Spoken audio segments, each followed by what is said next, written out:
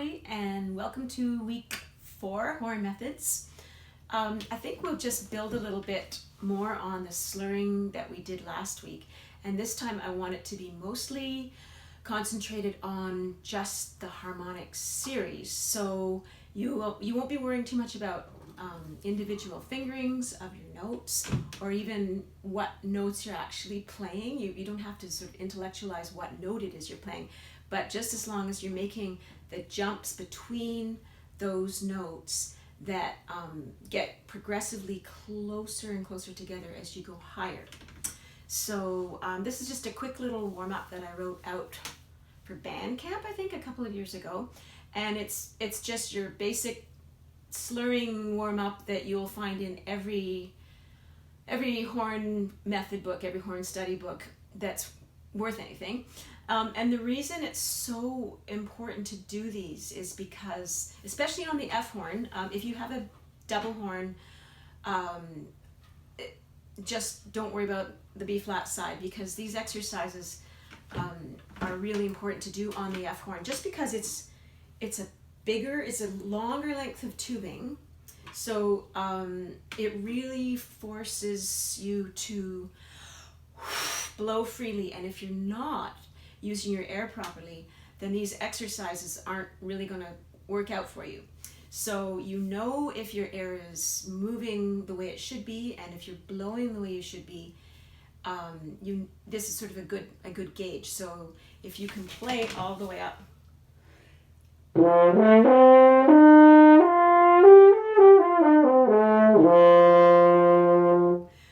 without force, then it means that you've got a nice free sense of air that's moving unobstructed through the wind passage. So try and keep your throat open, but not open tight, open relaxed. The tightness needs to be in your abdominal area. I think I talked about that the very first lesson. So even when you want a nice relaxed release of the air, the tightness only in your abdomen or in your diaphragm is what creates the slow, even release of the air. But the throat has a tendency to tighten up when we're going higher or getting more anxious, and that's something you have to almost really try very hard in the beginning.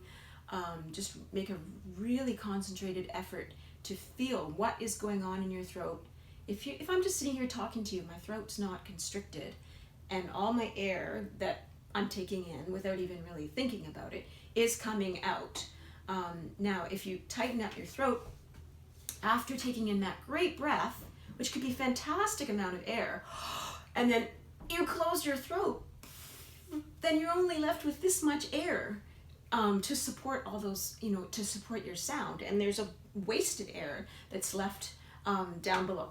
So let's not waste our air. Let's just make sure that I've seen some great breathing on your videos, but I haven't always seen a great release. So when you take in your air, remember, open throat, nice free blowing airstream.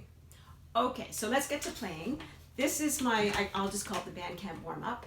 And this is the really basic one that I wrote out for the sort of early level students, where they had to get warmed up in a hurry and then run off to band practice. So I figured this was probably the best way to prepare them for a day of band. So here we go. This is a C for what it's worth, but it's just your open. So all these notes are going to be played on open. 1, 2, 3.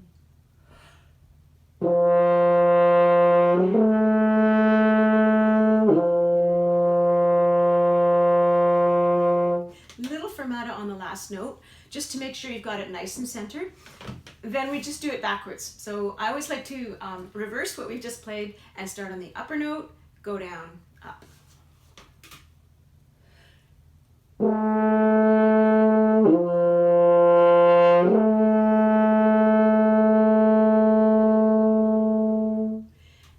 For the CG, the next line down, I wrote it crescendo, It doesn't mean you want to suddenly be louder on the G, but it just means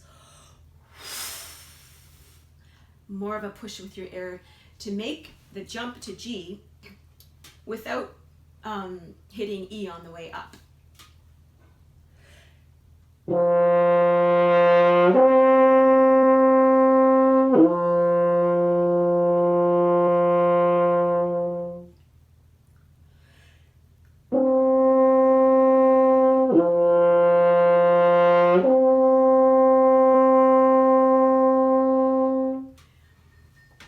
Now we want to make the difference between that and playing the E on the way up.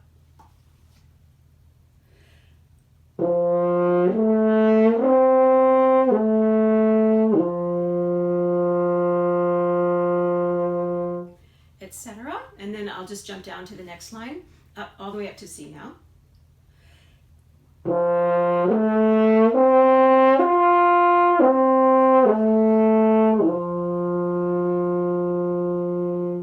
Now there is a funny little sort of out of tune B flat on the way up there.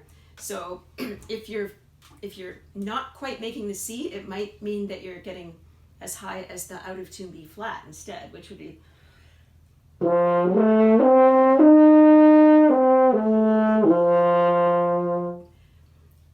now to make it so that you're going from a G to a C and without hitting that little out of tune B flat, I call it the flat seventh, on the way up there, you have to just try and sync up the air with the lip change so it happens very fast.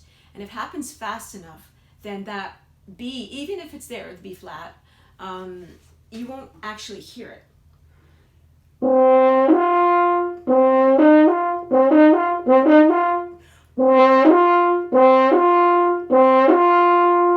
So it's the same action, but it's just taking place more quickly.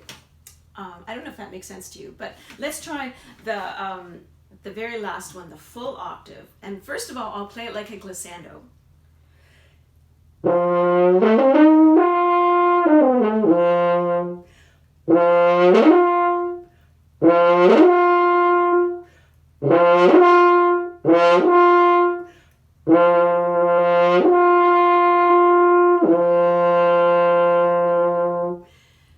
So that slur feels just as it should be. So you have the same action as if you're playing it like a gliss, but faster. It's just faster, but it's exactly the same action. So experiment with that. I want to see how that goes for you. These big slurs versus the little slurs. Now, when you've done all those open notes, you just want to do it again on second valve. So you're opening up, this is your F horn on this side, so you're opening up this length of tubing, so you're adding that much to change the pitch of the horn.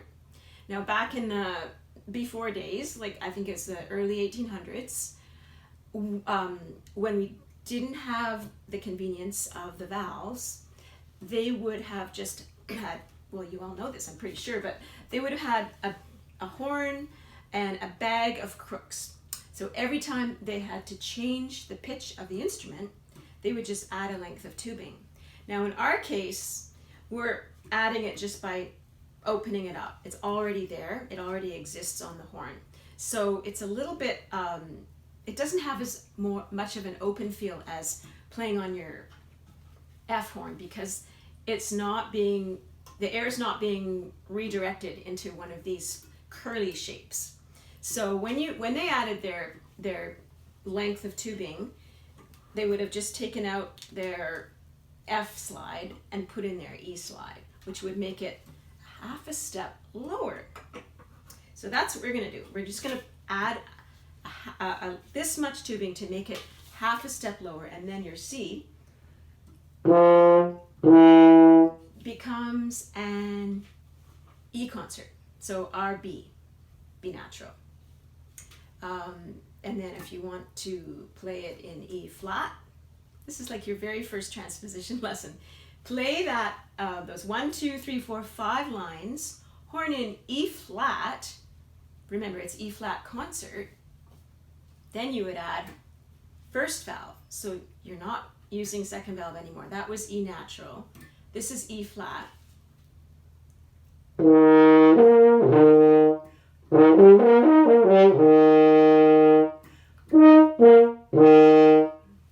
Okay, so that is E flat concert starting on horn B flat. After E flat concert, if you're going lower still,